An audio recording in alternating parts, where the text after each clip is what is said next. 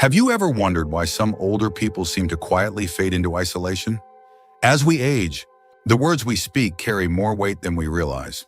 Every sentence we utter becomes a reflection of how we see ourselves and how we want others to see us. But here's the truth. Some common phrases we say without thinking can slowly push people away. They create distance instead of connection, guilt instead of gratitude, and pity instead of respect. This video isn't about blaming or shaming. It's about helping you recognize how certain phrases can quietly erode the very relationships you cherish most. And more importantly, how to replace them with words that invite closeness, compassion, and dignity. In this video, we'll walk through 6 seemingly harmless phrases that, when repeated over time, can make the people around you feel helpless, misunderstood, or even unwelcome. These words often come from pain or habit, not malice. But the impact they have on your relationships can be profound. So stay with us until the end, because each of these phrases comes with a powerful shift. We'll explore why these words affect others, the way they do, and how you can change them without changing who you are. By the time we finish, you may discover not only how to keep people close, but how to deepen your bonds in ways you never expected. Let's get started. Number 1, the phrase, "I'm just a burden." One of the most quietly damaging things you can say after 70 is this: "I'm just a burden." It may come from a place of vulnerability or exhaustion, but the effect it has on others is far greater than we often realize. When you say these words, what you're really doing is placing an emotional weight on the people around you, forcing them to carry not only your challenges, but also your sense of hopelessness. They may not say it out loud, but it makes them feel helpless, sometimes even guilty, as if no matter what they do, it will never be enough. That kind of pressure can slowly wear away the closeness you once shared. Let me tell you about Harold, a 78-year-old man I once met who used to say this exact phrase to his daughter every time she visited. "I know you've got your own life," he'd tell her. "You don't need to be looking after an old burden like me." He thought he was being considerate, but what he didn't realize was how much it hurt her to hear that, how it made her feel, like her love and effort weren't welcome, like they didn't matter.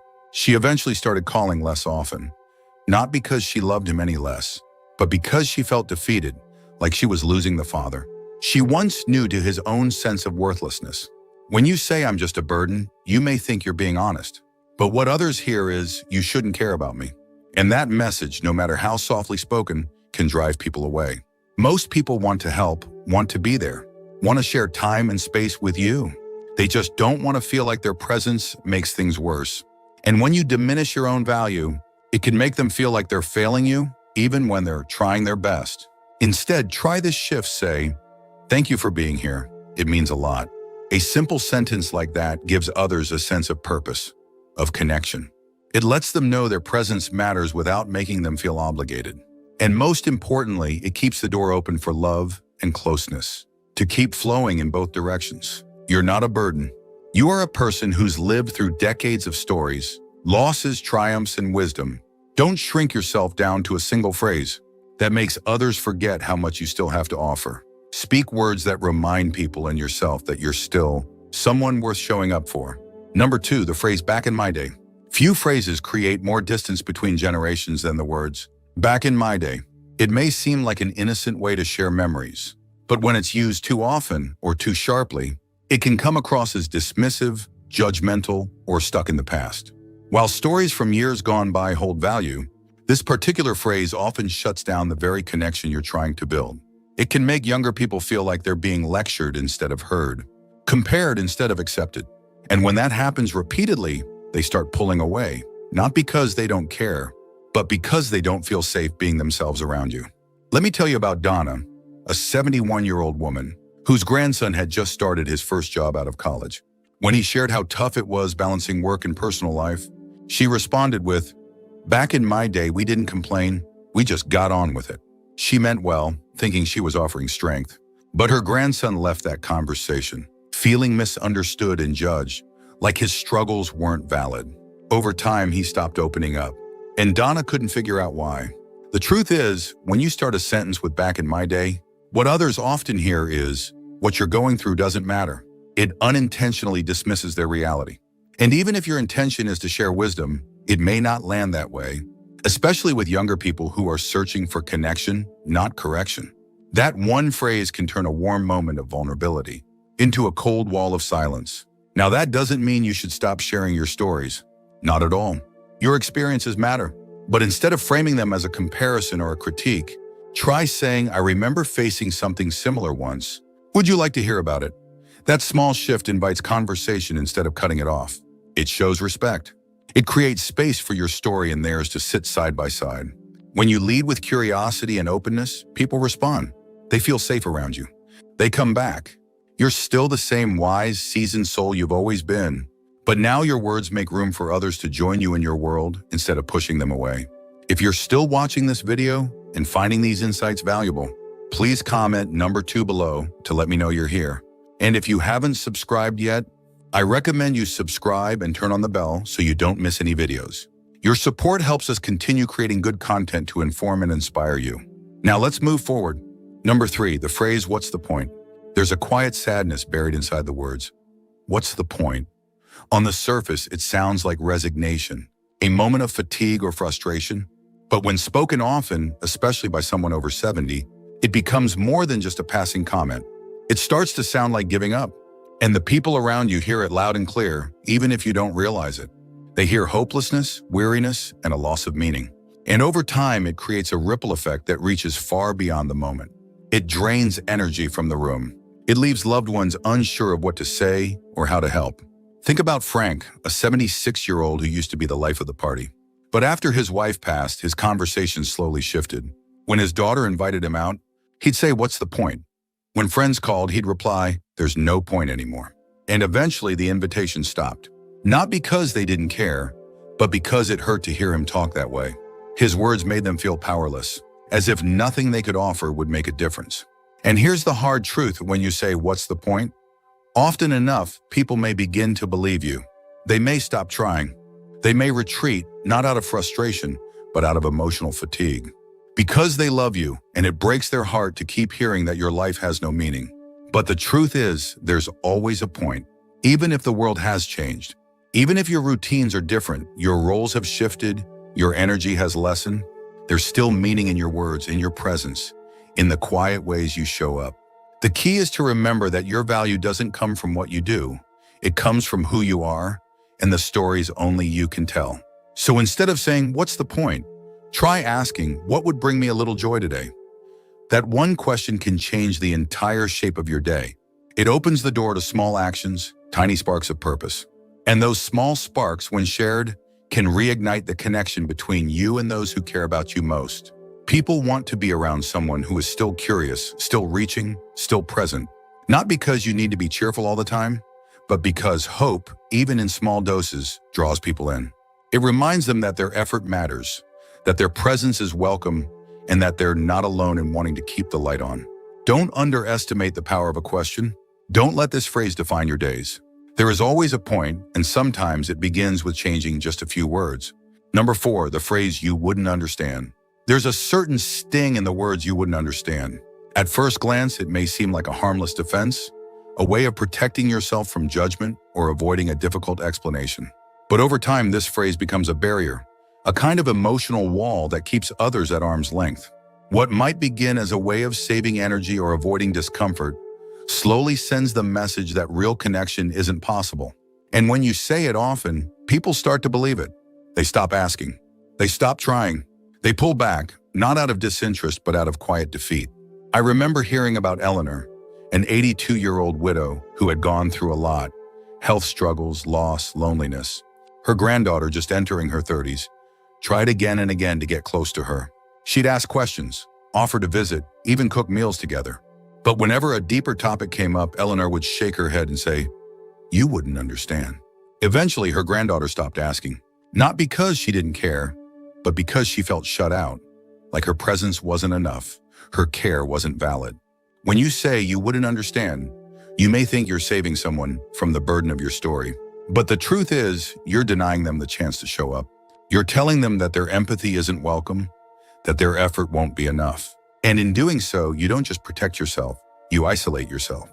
The reality is, people don't have to fully understand your experience to want to share it with you.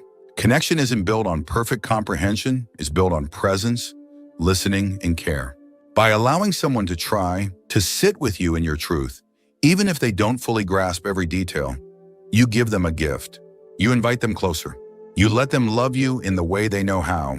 So instead of saying, "You wouldn't understand," try something like, "It's hard to explain, but I'd like to share if you're open to hearing." That shift changes everything. It creates space. It honors both your experience and their effort. It invites conversation, even if it's imperfect. People want to be included in your world. They want to help you carry the emotional weight, not take it from you, but carry it with you. Don't push them away before they even have the chance to step in. Let them try. Let them care. Let them understand in their own way. If you're still watching this video and finding these insights valuable, please comment number 4 below to let me know you're here. And if you haven't subscribed yet, I recommend you subscribe and turn on the bell so you don't miss any videos.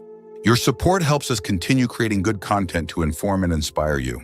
Now let's move forward. Number 5, the phrase "I'm too old for that." Saying "I'm too old for that" may feel like an honest statement, maybe even a lighthearted one, but over time it becomes a quiet resignation, a line drawn in the sand. When you use that phrase, especially around others who care about you, it doesn't just close off opportunities, it closes off connection. It sends the message that life is behind you, that trying something new, participating, or even just showing interest is no longer worth the effort. And people hear that. They feel it. And gradually, they stop inviting you in. Let me tell you about Charles, 81, who used to love music. When his friends organized a small community choir, they asked if he'd come sing with them like he used to. Without thinking, he said, "I'm too old for that." The offer didn't come again, not because they didn't want him there, but because he had told them with that one phrase that his days of joining in were over. What he didn't see was that it wasn't about performance, it was about presence. About sharing a moment, a laugh, a memory.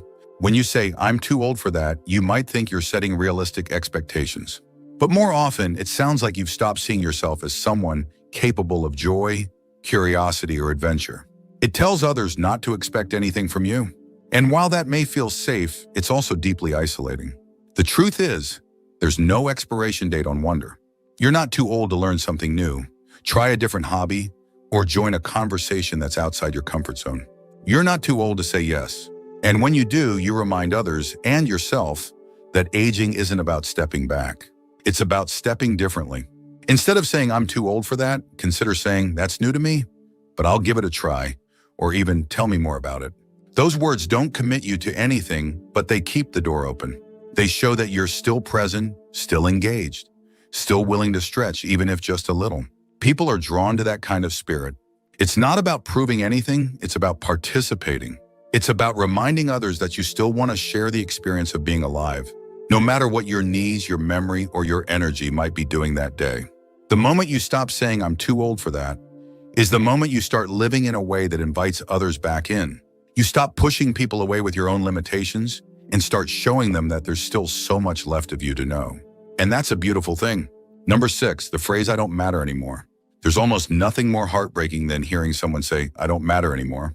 It's the kind of phrase that slips out during quiet moments, when you feel unseen, unheard, or unsure of your place in the world. But while those feelings are valid, the words themselves can do lasting harm, not just to you, but to the people who care about you. Because when you say this often enough, it begins to rewrite the story of how others see you. It replaces your identity with a sense of absence. And worst of all, it makes those around you feel helpless, like no amount of love or effort can ever reach you. Let me tell you about Lorraine, an 83-year-old who had always been the pillar of her family. After her husband passed and her health declined, she began saying things like, "I don't matter anymore. I'm just here, taking up space." Her son, her daughter-in-law, even her teenage grandchildren would visit and try to engage her. But every time she said it, they left feeling a little more deflated, unsure how to respond. Over time, they came less frequently, not out of neglect, but because they didn't know how to fight against a message that kept shutting the door. When you say you don't matter, you take yourself out of the picture. You silence your own voice. And while you may think you're simply expressing how you feel, what you're really doing is creating emotional distance. People begin to worry they're not enough to lift you up. They feel like they're failing you, even when they're trying their best. And that's a heavy thing to carry. But here's what's still true. No matter what age you are, you do matter. You matter not because of what you can do, but because of who you are. You matter because your life, your story, your presence carries meaning. You've shaped people's lives. You've survived hardships. You've offered love. And even now, especially now, your presence holds weight. Instead of saying, I don't matter anymore, try saying, sometimes I feel invisible, but I want to feel connected. That shift is honest. It's real. But it also invites others in. It gives them a way to meet you where you are, instead of being shut out. It creates space for kindness to land, for love to reach you. You are not invisible. You are not irrelevant. And even in your quietest seasons, you hold a light that others still look for. Don't dim it with words that erase your own worth. Speak with honesty, yes, but also with hope. Because your voice, your presence, your story still matters more than you know. If you're still watching this video and finding these insights valuable, please comment number 6 below to let me know you're here. And if you haven't subscribed yet, I recommend you subscribe and turn on the bell so you don't miss any videos. Your support helps us continue creating good content to inform and inspire you. Now let's move forward. Final thoughts. As we wrap up this video, I want you to take a moment and really reflect on the words we've covered today. Not just the 6 phrases themselves, but the reasons behind them, the habits, the fears, the quiet ways we sometimes disconnect without realizing it. Maybe 1 or 2 of these phrases hit close to home. Maybe all 6 did. But whatever the case may be, this isn't about guilt. It's about awareness. It's about realizing that the words we use, even the softest ones, carry power. They shape the way others see us. And more importantly, they shape the way we allow others to love us. You might not be able to change the past, or how often you've said something like, I'm just a burden, or what's the point? But you can change the next moment, the next conversation, the next chance you have to let someone in. That's what matters most. Your words can invite people closer, or they can quietly push them away. And you, my friend, still have a say in which direction things go. So here's my challenge for you. Pick one of these phrases and make the decision to let it go. Replace it with something that leaves the door open. Something that shows others you're still here, still willing, still worthy of connection. Because you are. And no matter your age, your health, or your circumstances, the way you speak about yourself influences how the world responds to you. Thank you for joining us today. We'd love to hear from you. Leave a comment below and share one thing you learned today and how you plan to use it in your life. Your thoughts are important to us, so don't hesitate to share them. Reading your comments gives us great motivation and encouragement. If you enjoyed this video and found it helpful, please like, subscribe, and share. Your support helps us continue creating good content to inform and inspire you. Thanks for watching, and we look forward to seeing you in the next video.